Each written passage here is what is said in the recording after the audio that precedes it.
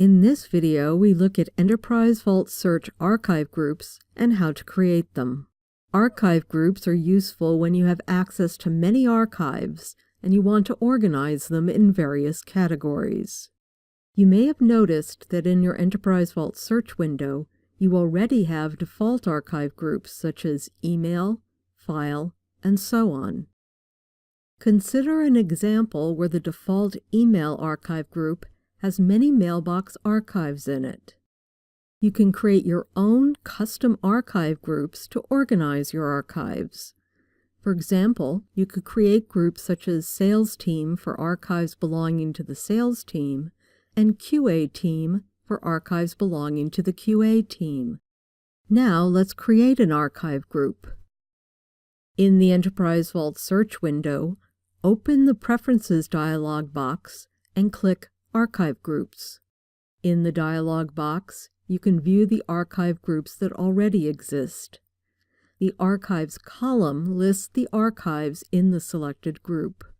Here, email and file are the default archive groups. Click the plus button to create a new custom archive group.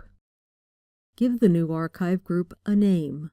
Now let's add archives from the default groups to the new archive group.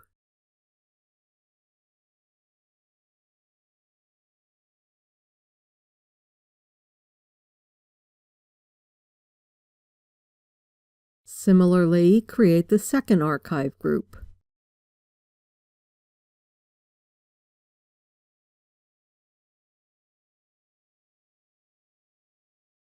Select the new archive group to view the archives that are in it.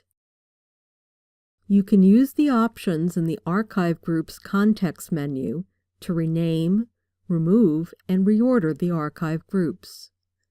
These options are only available for the new archive groups.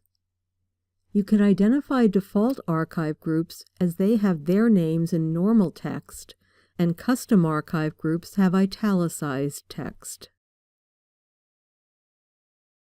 You can now easily access the archives in the Enterprise Vault Search window by using the new archive groups.